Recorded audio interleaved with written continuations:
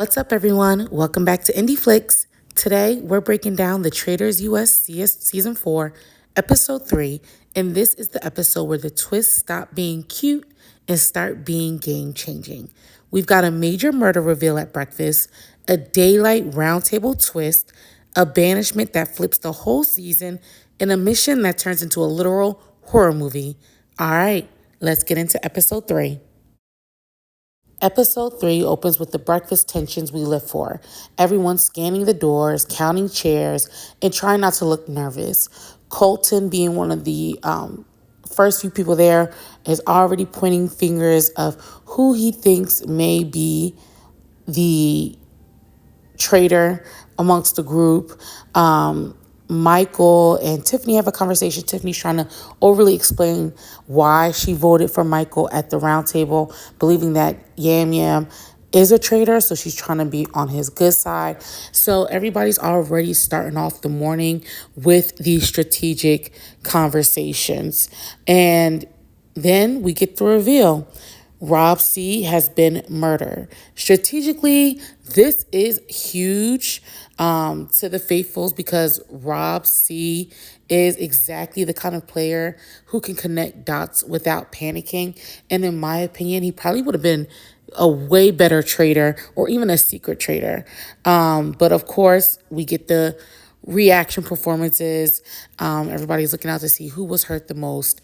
Candace does her full dramatic no moment at breakfast, which tells you exactly how comfortable she's becoming in the role. Breakfast doesn't even get to breathe because we immediately pivot into an argument between Yan Yam and Michael. Michael is still spiraling about this freaking shield situation, basically upset about not being given protection, and it just turns into this messy moment where his frustration reads as entitlement or also even deflection. And this may be okay because he's becoming the perfect noise machine. And we've seen in previous seasons, this is someone the faithfuls can target based on just their behavior. They don't even need evidence. They will get rid of you just because you're loud, obnoxious, always crying about something.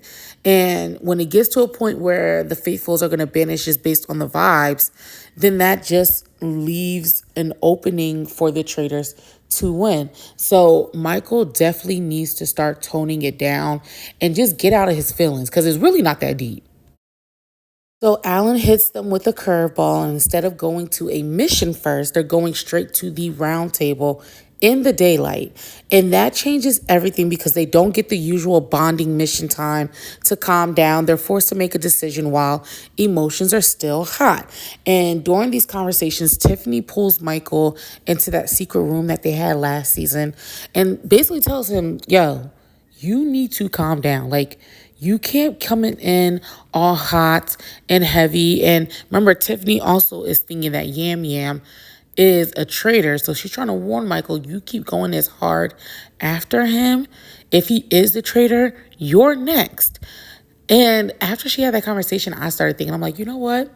Would have been a perfect situation if both Yam Yam and Michael were traitors and they're having like this, spout against each other. This would be perfect because it would definitely throw people off on them actually working together. Or even they could probably still work together as faithfuls. So that was pretty much their conversation.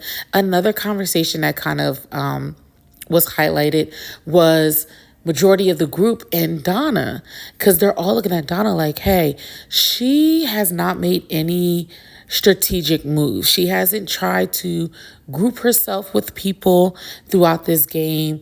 And the majority are starting to feel, well, and Colton is also leading this charge. They're starting to feel like, hey, if you don't feel the need to bond with other faithfuls and form alliances or be a part of alliances and share your thoughts, that just has to mean you're a traitor. Because only a traitor will be comfortable enough to move around without having to do that, which is a very good point. And they get a moment where they get to talk to her about like what she's feeling and how she's thinking. And she's basically like, look, I'm I'm basically fangirling right now. Like I'm amongst all these celebrities. I don't know how to interact or how to even go about this. Like, and I get it because, Donna Kelsey, yes, she is a normal person. Her sons are in the limelight in the NFL. But girl, with that being so, I'm sure you've been in a room with celebrities. I'm sure. So I need you to beef it up because you are looking a little sussy. So we're at the round table, and it starts off with Candace pointing her finger at Donna. And Donna actually comes in with one of the most coherent arguments of the episode. She points out that traitors historically will sometimes make a show out of wanting a shield. And she's basically framing Michael's behavior as possibly being strategic. She also highlights something the room should care about Rob C. voted for Michael before he was murdered, which makes Michael look even worse to people who love patterns. And of course, in Michael faction, he defends himself in the most Michael way possible, just loud and not particularly persuasive. He's still pointing the finger at Yam Yam with no concrete evidence. But that's when this comes the big moment of who's voting for who. And in these arguments, majority voted to banish Donna Kelsey. So Donna steps into the circle of truth and confirms she's not just the faithful. She reveals she was the secret traitor. So she's been the hidden power in the game, the one pulling the strings behind murder options, while the other traitors didn't fully control the shortlist the same way. And this is the exact kind of twist that rewires everything, because now the faithfuls are going to start retroactively reinterpreting every quiet person as secretly powerful.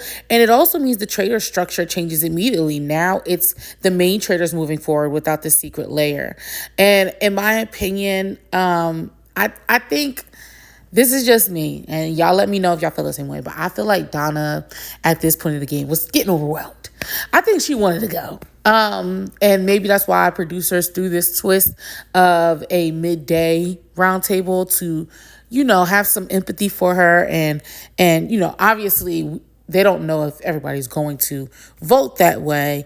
But that's how it happened. So I don't know. I think Donna was ready to go. Again, back to what I was earlier saying, I don't think she was a right pick to be a secret traitor. I definitely feel like producers should have selected someone way more gameplay strategic wise. Like, I get why they selected her, but for her to make all those decisions by herself, I don't see it. Like, maybe if she was like a traitor off of episode 1, amongst the threes, because then she'll have partners who could kind of like teach her and show her how to play. But her being on her own, like, it never made sense. But yep. Donna Kelsey is gone. And I wonder if possibly there'll be another secret traitor, or if they'll bring any more traitors into the group. We'll have to see. So after the roundtable, Alan tells everybody they need to pair up for the next mission. And this mission, one person gets locked in a cage, and they have a partner who has to find and stack 10 skulls to free them. If you're still locked in the cage, then you may be up for murder.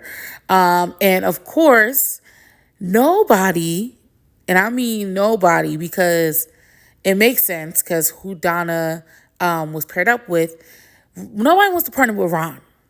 Because everybody's now looking at him side eye, like, look, that was your partner. That was the girl you was riding out with, and she was the secret traitor. So that would just make me feel like you knew what was going on. So he winds up getting locked in the cage by himself, which would mean automatically, because he's not getting saved, he would be up for murder.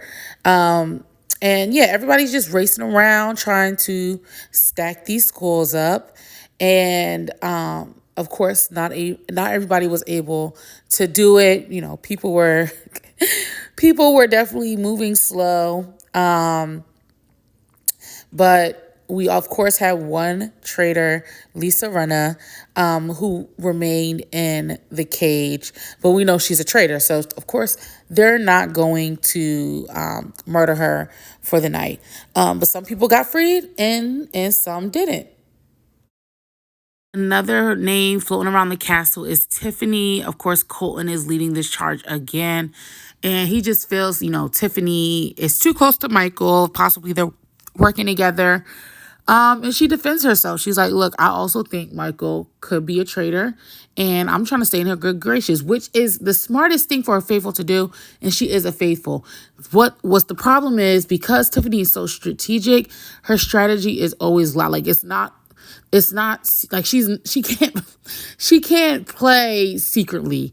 And I knew that was going to be a problem when she was casted on here. Very good strategic player. I've watched her on Big Brother. I've watched her on The Challenge.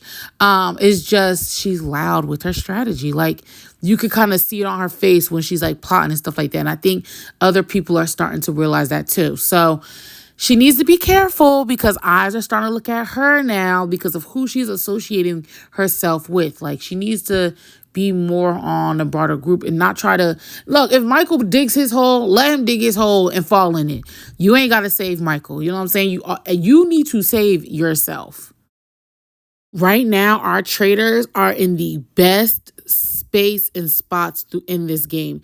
I don't think anybody has even mentioned either one of their names this episode. They're in the best position they could possibly be. And honestly, in my opinion, I feel like out of all the seasons, this is the first season I feel like the traders are actually in union. Like they're actually working together and doing very, very well. Nobody's coming after each other. No one's side-eyeing each other's decisions.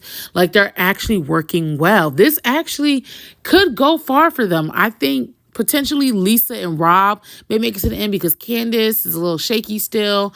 But they're in very good positions where they stand with everybody else. They are acting 100% good. Like these traders are a good pick. So shout out to them. Once they meet, the episode literally goes to full horror film. They take the potential victims into the woods. They blindfold and tie them to trees while the traders decide. And episode 3 ends on that tension, setting up episode 4 to open with the aftermath. All right, y'all. That's my episode 3 breakdown for the Traitors US season 4. If you made it this far, drop a comment. Were you shocked Donna Kelsey was the secret traitor? And who do you think gets murdered from that short list? Do you think it's Kristen, Ron, Caroline, Eric? Make sure y'all like, subscribe, and turn on notifications so you don't miss my next recap, because after a reveal like that, the castle is about to spiral. This is Indie Flicks, and until next time, trust no one.